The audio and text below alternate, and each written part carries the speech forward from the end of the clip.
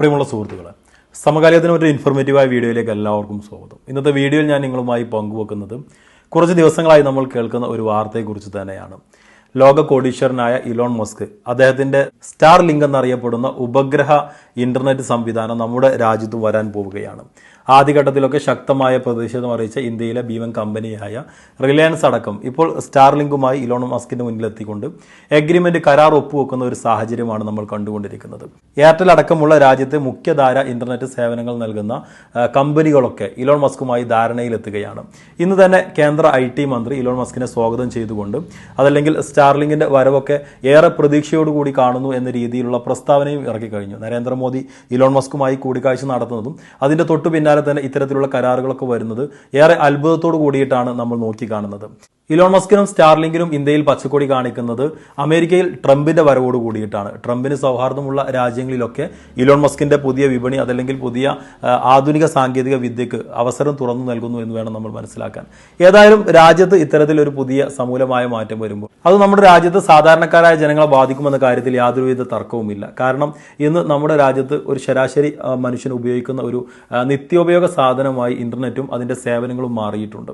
ഇതിപ്പോഴത്തെ സാഹചര്യം പരിശോധിക്കുമ്പോൾ നമ്മൾ മൊബൈൽ ഫോണിലൂടെ ഒരു കാര്യം ഇന്റർനെറ്റിൽ ചോദിക്കുകയാണ് എങ്കിൽ അത് ടവറുകളിലേക്ക് നൽകിയിട്ട് പിന്നീട് ഒപ്റ്റിക്കൽ കേബിളുകളിലൂടെ ഡാറ്റാ സെന്ററിൽ നിന്ന് ഡാറ്റ എടുത്ത് പിന്നീട് അത് നമ്മുടെ മൊബൈൽ ഫോണിലേക്ക് എത്തുന്ന ഒരു സാഹചര്യമാണ് നിലവിലുള്ളത്.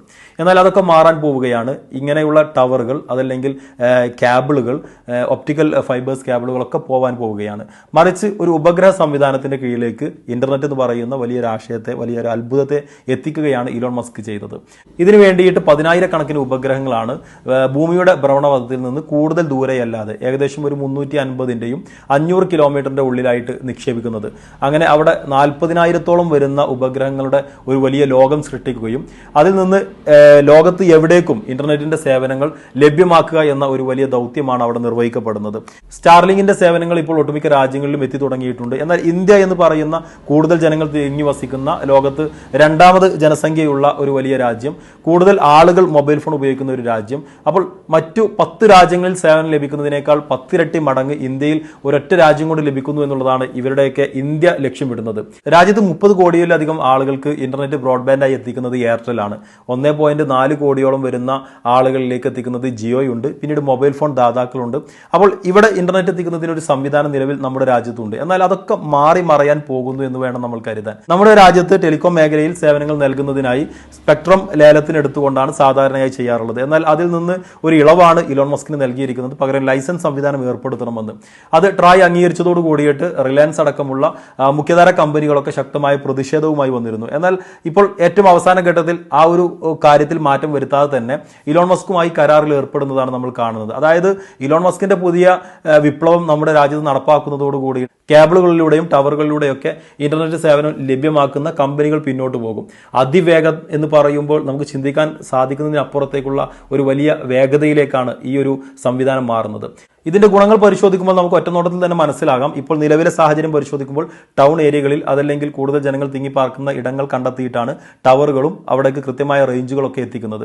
എന്നാൽ അതിൽ നിന്ന് മാറിയിട്ട് ലോകത്ത് എവിടെയുള്ള ആൾക്കും, അത് കുന്നിൻപുറത്താവട്ടെ അതല്ലെങ്കിൽ കാടിലാവട്ടെ അതല്ലെങ്കിൽ ഗ്രാമപ്രദേശങ്ങളിലാവട്ടെ പട്ടണങ്ങളിലാവട്ടെ എവിടെ നിൽക്കുന്ന ആളുകൾക്കും ഉപഗ്രഹത്തിന്റെ സഹായത്തോട് കൂടിയിട്ട് നമ്മൾ മൊബൈൽ ഫോണിൽ ഒരു കാര്യം സെർച്ച് ചെയ്യുമ്പോൾ ആ സെർച്ച് കൃത്യമായി തന്നെ ഉപഗ്രഹങ്ങളിലേക്ക് എത്തിക്കുന്നു. ഉപഗ്രഹങ്ങൾ ഡാറ്റ സെന്ററിൽ നിന്ന് ഡാറ്റ ശേഖരിച്ചുകൊണ്ട് അത് മൊബൈൽ ഫോണിലേക്ക് പ്രൊവൈഡ് ചെയ്യുകയാണ്. അപ്പോൾ അതിന് പ്രത്യേകമായ ഒരു ടവറോ അതല്ലെങ്കിൽ കേബിളുകളോ ഒന്നും തന്നെ ആവശ്യമില്ലാത്തത് കൊണ്ട് എവിടെയും ജനങ്ങൾക്ക് ഈസിയായി ആക്സസ് ചെയ്യാൻ പറ്റുന്ന രീതിയിലേക്ക് ഈ ഒരു ഇന്റർനെറ്റ് സേവനം ലഭ്യമാകുമെന്നുള്ളതാണ്. അതായത് റേഞ്ച് ലഭിക്കുന്നില്ല എന്നുള്ള ഒരു പ്രശ്നം നമ്മുടെ മുന്നിൽ ഉണ്ടാകില്ല.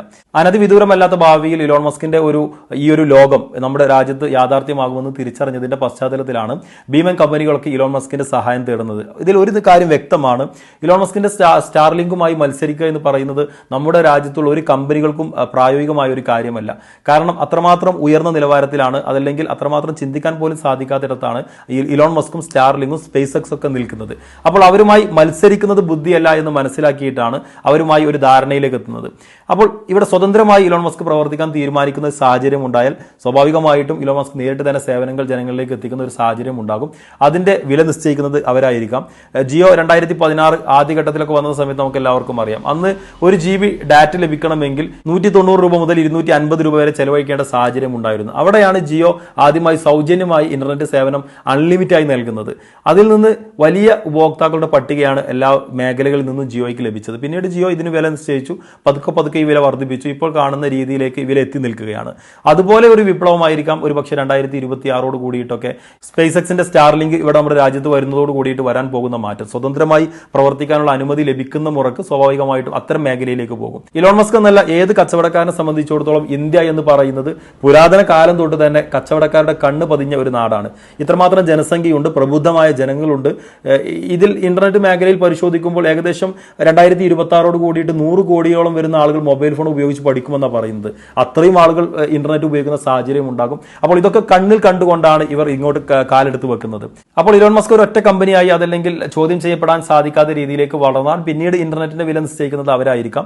അത് ഏത് കുത്തക കമ്പനികളുടെയും ഒരു സ്വഭാവം അത് തന്നെയായിരിക്കും. പക്ഷേ എങ്കിൽ പോലും അപ്പോഴേക്കും ഇതിന്റെ സാഹചര്യങ്ങളൊക്കെ മാറി മറയുമെന്നുള്ളതാണ്. ഏതായാലും രാജ്യത്ത് പുതിയ വിപ്ലവം ഉണ്ടാകാൻ പോകുന്നു. ഇന്റർനെറ്റ് മേഖലയിൽ പുതിയ മാറ്റങ്ങൾ വരുന്നു. ഇതിന്റെ പുരോഗതിയൊക്കെ നമുക്ക് നോക്കിക്കാണാം. മറ്റൊരു ഇൻഫോർമേറ്റീവായ വീഡിയോയുമായി നമുക്ക് വീണ്ടും കാണാം. വീഡിയോ പൂർണ്ണമായി കണ്ടതിന് എല്ലാവർക്കും നന്ദി.